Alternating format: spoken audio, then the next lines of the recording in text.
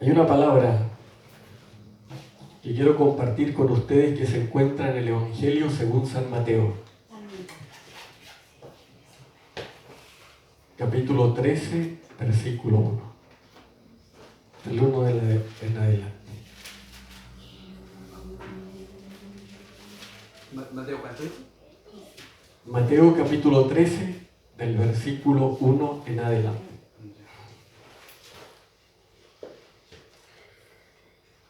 Es una parábola que todos conocemos, que en más de una ocasión hemos predicado y hemos escuchado. Vamos a hablar hoy día acerca de la parábola del sembrador. Amén. Capítulo 13, del versículo 1 en adelante. Nos colocamos de pie, en reverencia al Señor.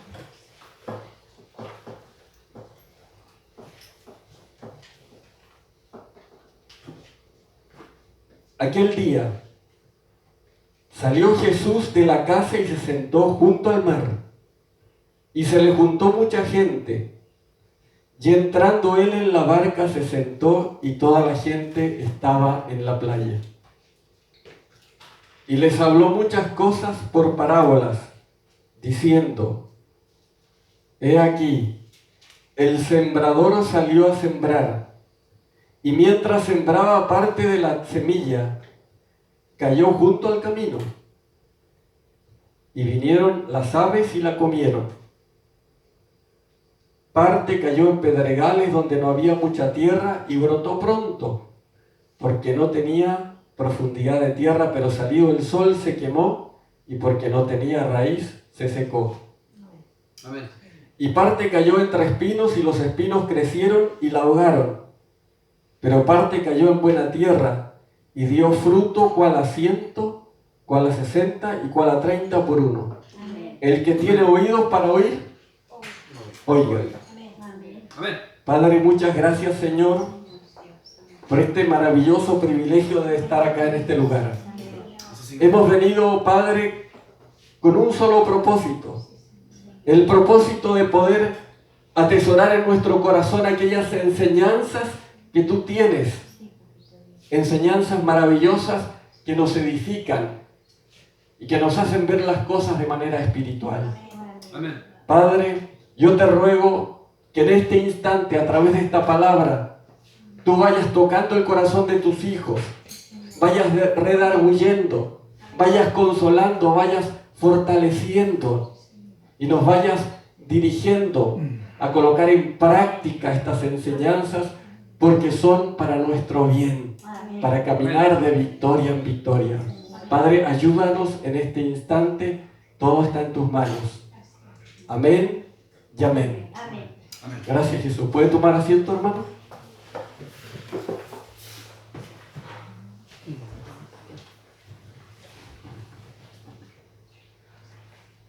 ¿Ustedes han escuchado hablar de las parábolas? ¿Qué es una parábola? En forma bien sencilla, una parábola es una comparación o semejanza. Es una historia corta ligada a la naturaleza, es decir, ligada a las cosas que uno observa en medio de este mundo. Pero también la parábola tiene relación con la propia experiencia de los seres humanos. Y esas experiencias, esas cosas de la naturaleza las toma nuestro Señor Jesucristo para dar a conocer una verdad espiritual a los seres humanos. Y hoy día vamos a hablar precisamente de la parábola del sembrador. Amén. ¿Han escuchado hablar ustedes de esta parábola? Tenemos un sembrador, que podríamos decir que es el agricultor. Tenemos una semilla, que es la palabra de Dios. Y también tenemos 4 clases de terreno. Y hoy día nos vamos a estar refiriendo a esas clases, a esas 4 clases de terreno.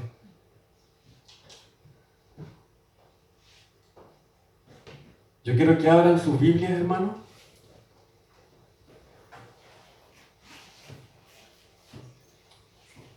Estaban sus Biblias abiertas en Mateo 13, 1 al 4 y 13 y 19. Estos 4 clases de terreno representan a los tipos de oyentes de la palabra de Dios. Y vamos a ver el primer tipo de oyente. Primera clase de terreno, el terreno junto al camino.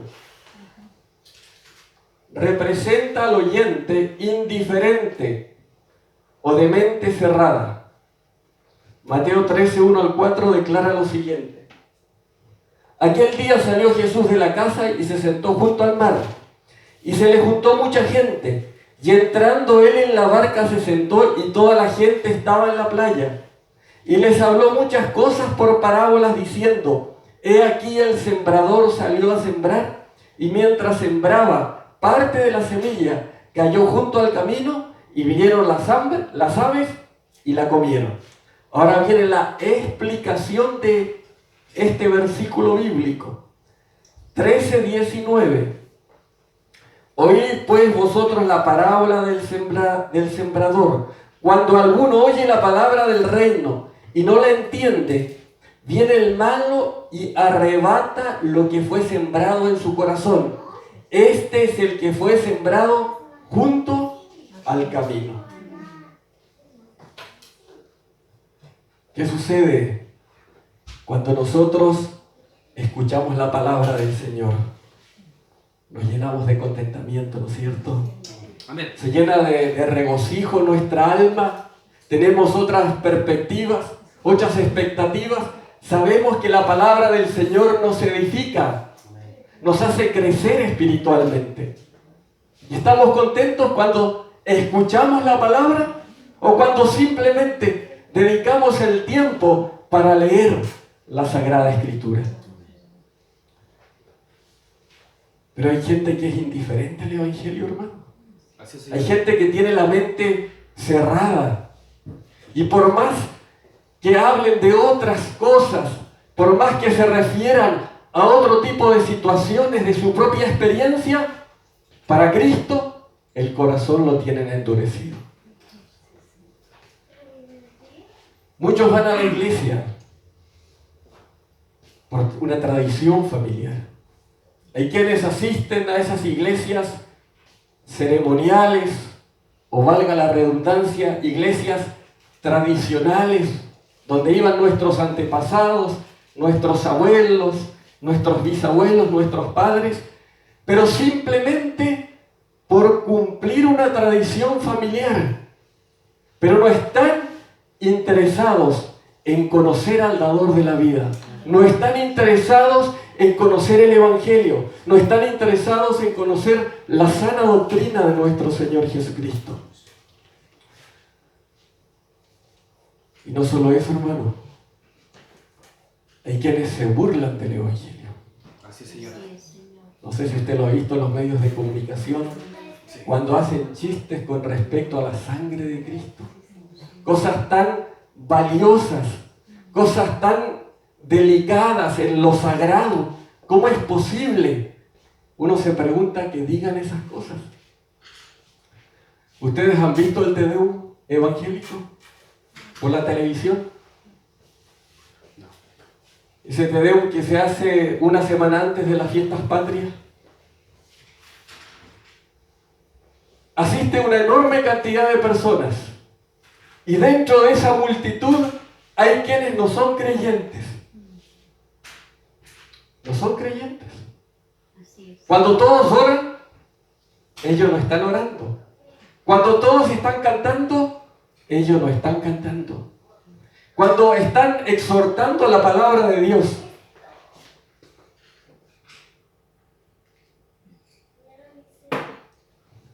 cuando están exhortando la palabra del Señor, ellos en vez de estar prestando atención a la palabra, están con la cabeza gacha, otros están durmiendo o tal vez manipulando el celular.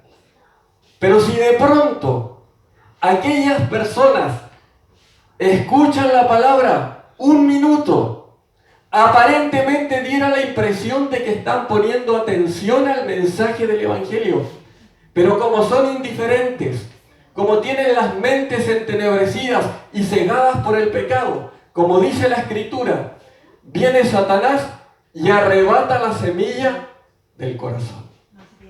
Gracias, En Señor. otras palabras, no tienen el más mínimo interés de comprometerse con Cristo. Son tercos, obstinados. Una miembro de iglesia cuidó en sus últimos años de vida a una anciana, a una mujer ya adulta en la ciudad de San Felipe. Esta mujer anciana se había casado en su juventud con un abogado. Pertenecía a la alta sociedad de San Felipe, una familia bien respetada, bien distinguida. Una mujer que cuando joven disfrutó junto a su marido del dinero que tenía. Salía a pasear al extranjero, los mejores balnearios, las mejores comidas, las mejores ropas. Pero de pronto, cuando avanzaron los años, esta mujer enviudó.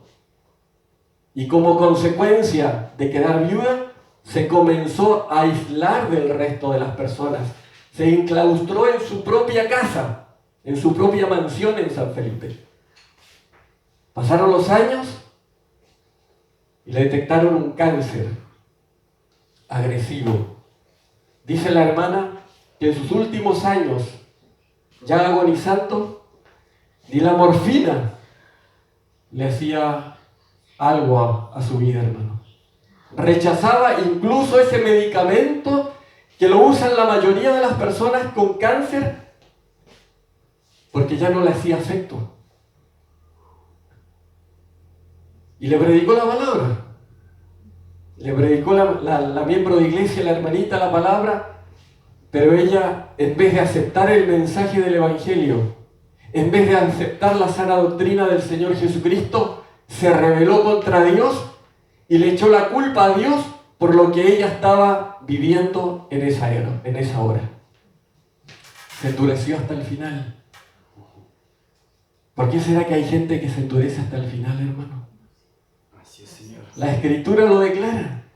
Hay personas que son receptivas al mensaje del Evangelio y hay otras personas que se endurecen, que endurecen el corazón hasta el final. Demos gracias a Dios que nuestro corazón fue blando para aceptar el mensaje del Evangelio. Segunda clase de terreno es el terreno pedregoso.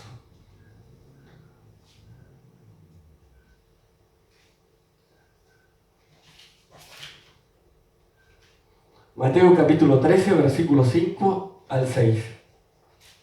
Mateo capítulo 13, del versículo 5 al 6. Parte cayó en pedregales, donde no había mucha tierra, y brotó pronto porque no tenía profundidad de tierra.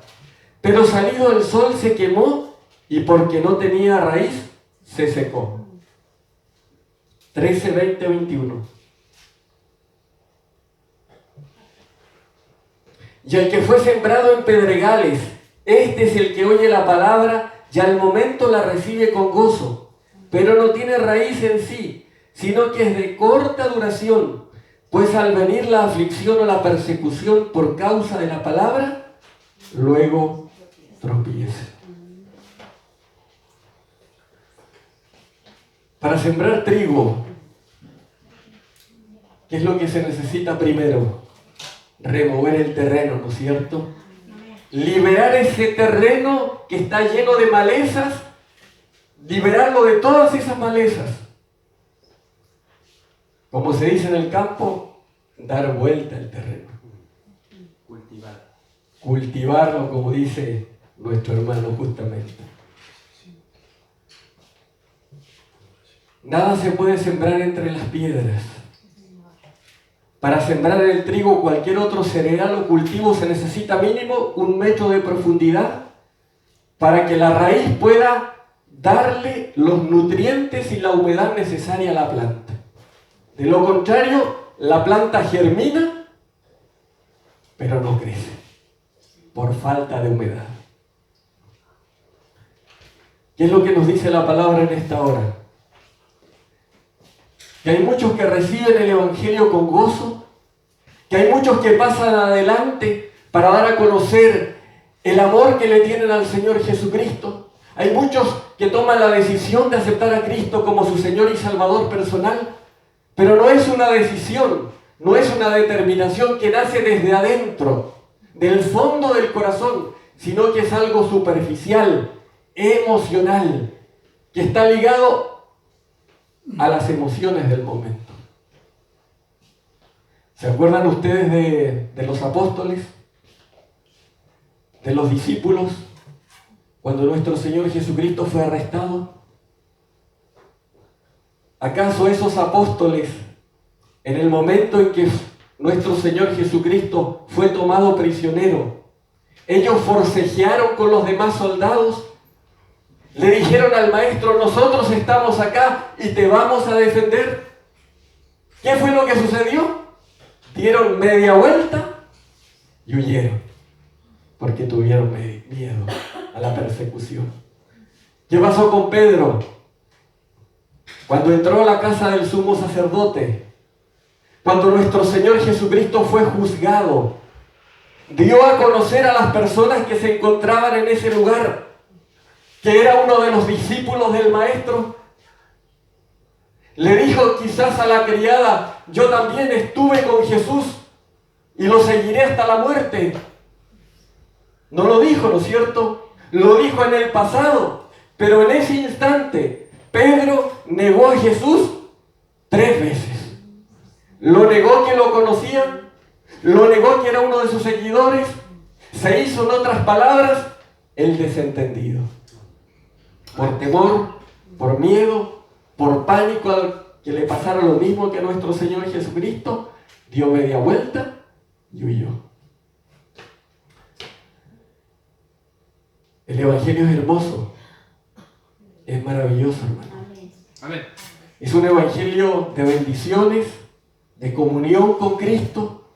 Es un Evangelio donde podemos conocer el gran amor del Señor en todo su esplendor, en toda su magnitud. Pero dentro del Evangelio también hay espinas. También tendremos que pasar por momentos difíciles. También tendremos que pasar por momentos dolorosos y, quién sabe, por persecuciones. Y cuando me refiero a persecuciones, no me estoy refiriendo precisamente a persecuciones de tipo político. Un vecino te puede perseguir por causa del Evangelio. Un pariente te puede perseguir por causa del Evangelio. Tal vez tu esposo, tu esposa te puede perseguir por causa del Evangelio. Hay muchas pruebas que tenemos que afrontar todos los días. Apuros económicos, una pérdida familiar, un problema en el ministerio, un conflicto en el matrimonio, quizás un conflicto con los hijos, y que pasa de pronto humanamente. Pensamos con la cabeza demasiado, pero demasiado fría, y decimos: oh Señor, es muy grande la prueba, no la puedo soportar.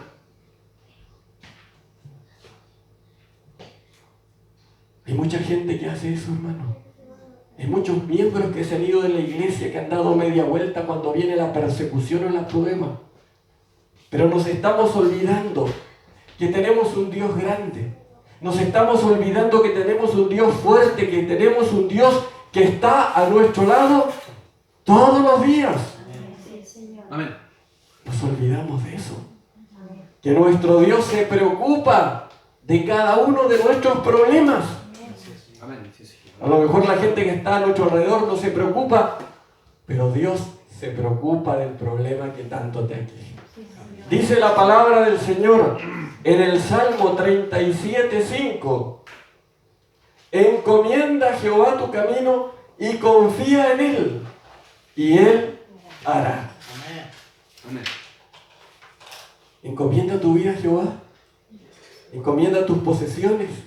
Encomienda tu familia. Encomienda tu trabajo. Encomienda tu ministerio. Sé paciente. Confía en el Señor, que Él va a cuidar mejor que tú de todo lo que tú tienes. Amén. Encomienda a Jehová tu camino y Él hará. Amén. La tercera clase de terreno.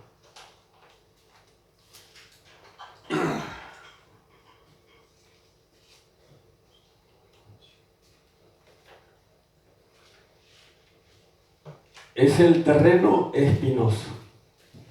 El terreno pedregoso representa ambiente superficial.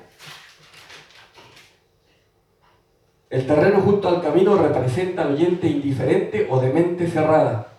Y la tercera clase, el terreno espinoso, es el que representa al oyente mundano. Primer Mateo capítulo 13, versículo 7. 13, versículo 7. Y parte cayó entre espinos y los espinos crecieron y la ahogaron. Y 13:22, que es la explicación de este versículo, el que fue sembrado entre espinos, este es el que oye la palabra, pero el afán de este siglo y el engaño de las riquezas ahogan la palabra y se hace infructuosa.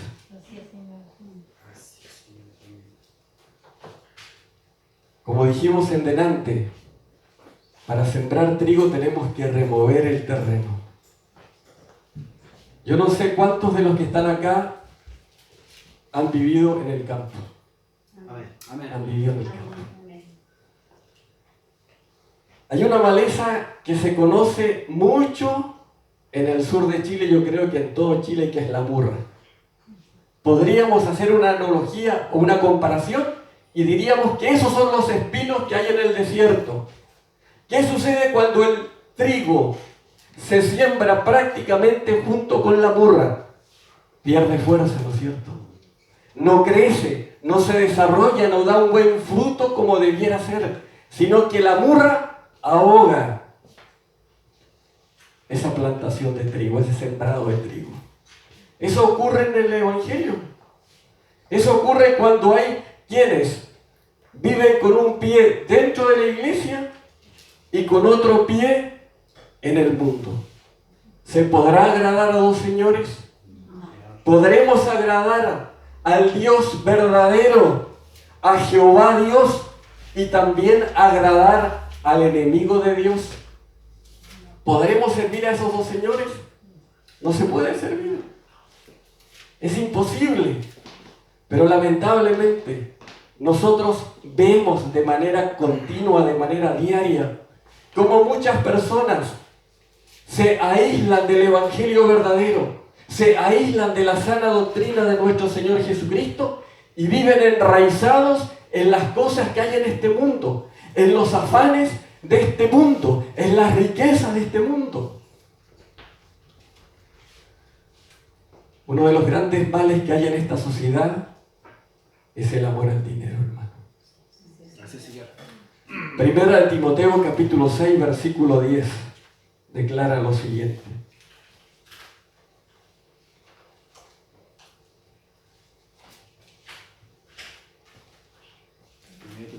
Primera de Timoteo capítulo 6, versículo 10.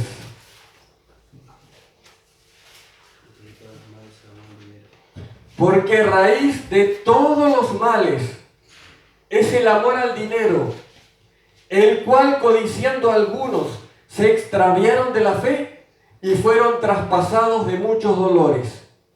Vuelvo a repetir, porque raíz de todos los males es el amor al dinero, el cual codiciando algunos se extraviaron de la fe y fueron traspasados de muchos dolores. Amén. ¿Es necesario el dinero en este mundo? ¿Es necesario en esta sociedad para subsistir? ¿Necesita dinero usted para comprar sus alimentos? ¿Usted tiene deseos de progresar en la vida? Cuando se casó, tal vez le dijo a su esposa: quiero que tengamos como familia un buen estatus social y tengo estos anhelos o estos sueños que me gustaría cumplir. ¿Es necesario el dinero? ¿Es legítimo que tú tengas aspiraciones? ¿Es legítimo que tú tengas deseos de progresar en la vida? Lo malo está cuando extraviamos el rumbo y nos desorientamos y dedicamos nuestras fuerzas y nuestro tiempo en acumular tesoros en esta tierra. No nos olvidemos nunca de Dios, hermano. Amén. ni tampoco hagamos del dinero un Dios. Porque el Dios Mamón, como se conoce al Dios del dinero, es un Dios que ata y esclaviza a las personas. Hay mucha gente famosa, ligada quizás al espectáculo, a la política o a otras áreas de la sociedad, que un día se pararon en el altar para confesar públicamente a Jesús como su Señor y Salvador personal. Ellos dijeron: en este instante declaro públicamente mi fe en Cristo y Dios ha transformado mi vida. Dios ha transformado mi corazón y prometo seguir al Señor, prometo amarlo y prometo servirlo hasta la muerte. Pero cuando abrieron la palabra de Dios, se encontraron con una verdad totalmente diferente. Se encontraron con una verdad que les decía las cosas cara a cara. ¿Cuál era esa verdad? Que no debían involucrarse en las cosas del mundo, que no debían mantener en el corazón el amor al dinero y a las riquezas de este siglo. ¿Qué más le decía la palabra de Dios? Que no debían involucrarse con malas amistades, que no debían ir a estos y a estos otros lugares. Ellos se comenzaron a confrontar con la palabra del Señor y de pronto dijeron: no, la palabra del Señor me invita a vivir una vida de consagración, una vida de humildad, una vida de santidad, una vida que no está incluido en los lujos. Entonces, ¿qué es lo que hago? Cierro la palabra de Dios, doy media vuelta, me voy de la iglesia y me aparto del Señor. ¿Cuánta gente hemos visto nosotros que han asumido esa actitud? Que un día echaron de menos cantarle al mundo un bonito discurso, de pronto se comenzaron a vestir de manera bien sensual, con poca ropa, y le comenzaron de nuevo a cantar al mundo.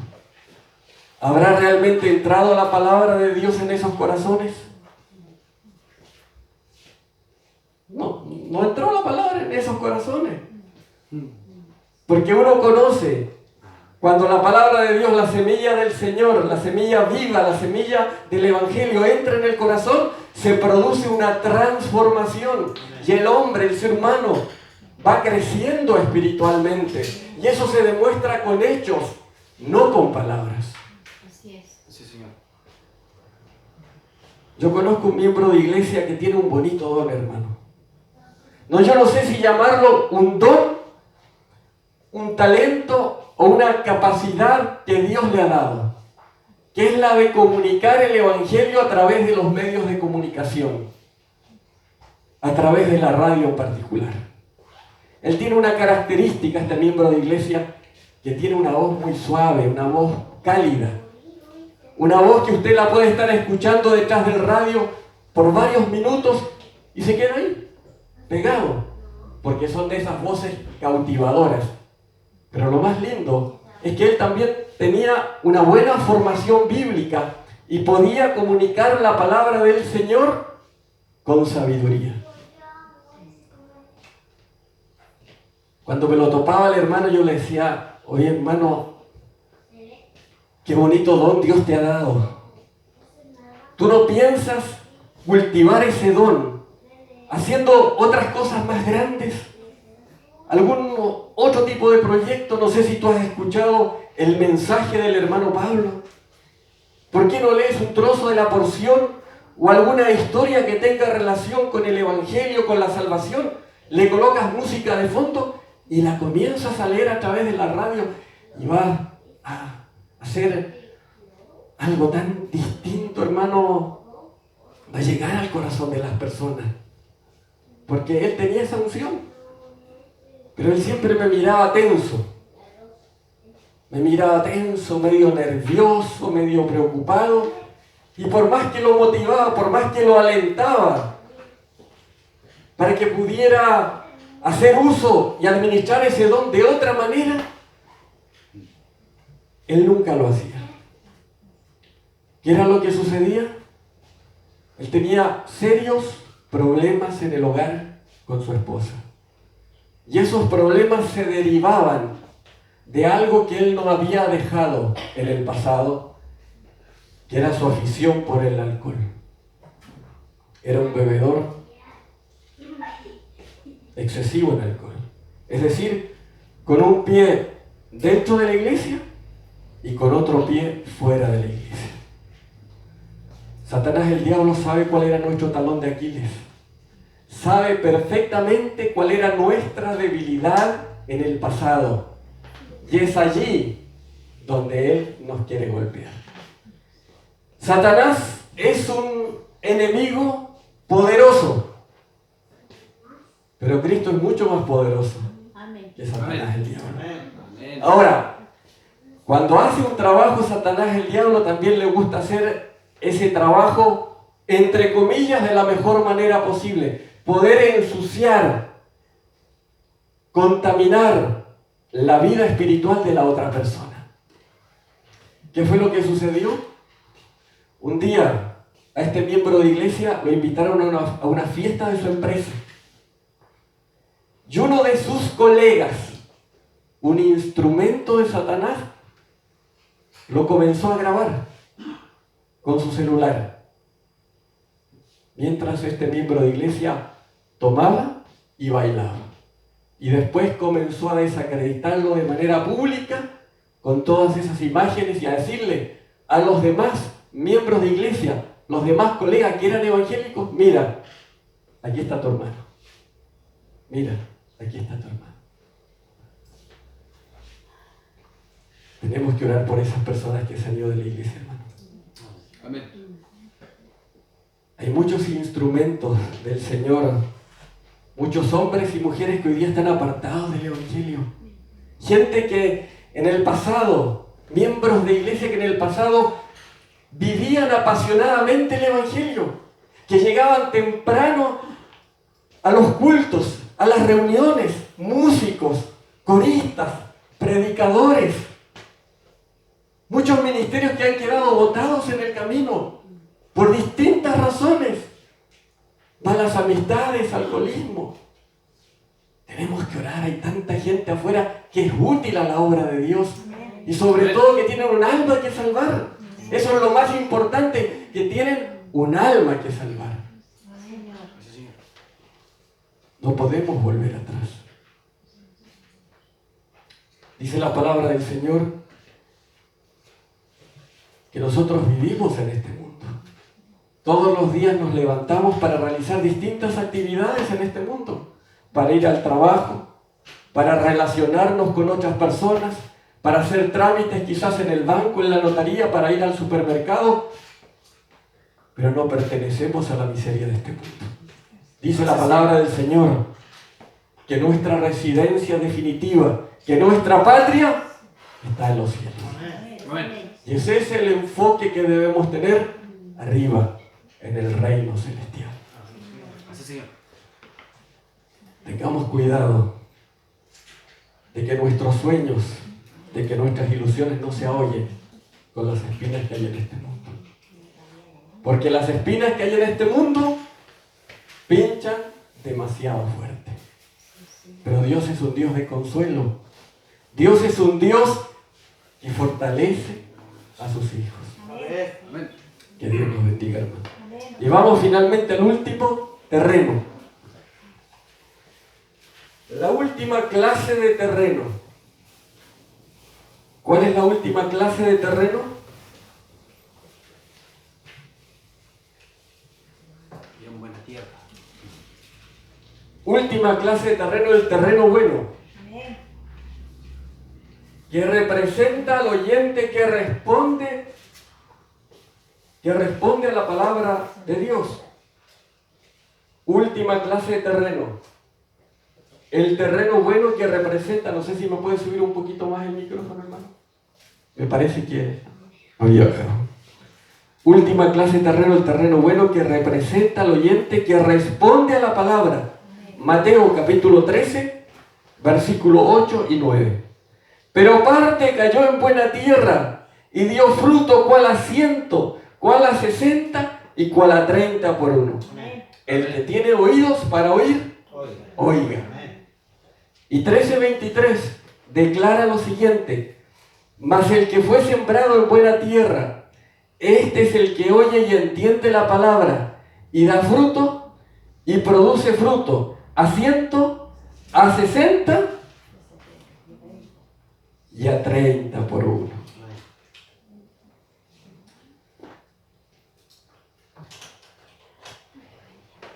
Qué hermoso día cuando el Evangelio tocó nuestro corazón, ¿no es cierto, hermano? Amén. Cuando ese mensaje de la cruz, ese mensaje de la muerte, de la crucifixión, de la resurrección de nuestro Señor Jesucristo, tocó nuestra vida. Nosotros nos fuimos duros cuando oímos el Evangelio de nuestro Señor. ¿Y saben por qué no nos endurecimos? Porque los golpes de la vida ablandaron ese corazón. Llegó un momento en que no queríamos continuar con esa senda que llevábamos, sino que en ese momento, cuando aceptamos a Cristo como nuestro Señor y Salvador personal, nos reconciliamos con Dios. En el pasado vivíamos una vida hostil, una vida llena de agresividad, una vida llena de malos entendidos, de afectos que se marchitaban por discusiones, por murmuraciones. Vivíamos una vida desagradable ante los ojos del Señor. Pero un día dijimos ya, no queremos continuar remando contra la corriente. No queremos continuar haciendo cosas malas, haciendo cosas indebidas, sino que abrimos el corazón y recibimos esa semilla viva, la semilla del Evangelio. Y a buena hora, esa semilla cayó en buena tierra. Amén. Sí, Señor. Y comenzamos a crecer, hermano. Amén. Comenzamos a crecer.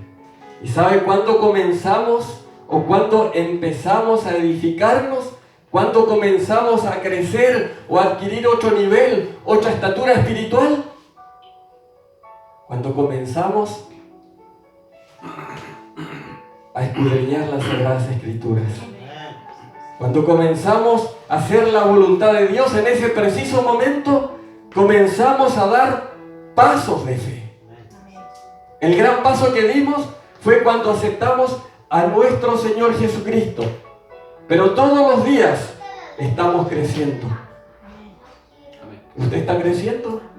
Amén. Gloria a Dios. Todos los días crecemos en el Señor. Hay algunos que crecen más que otros.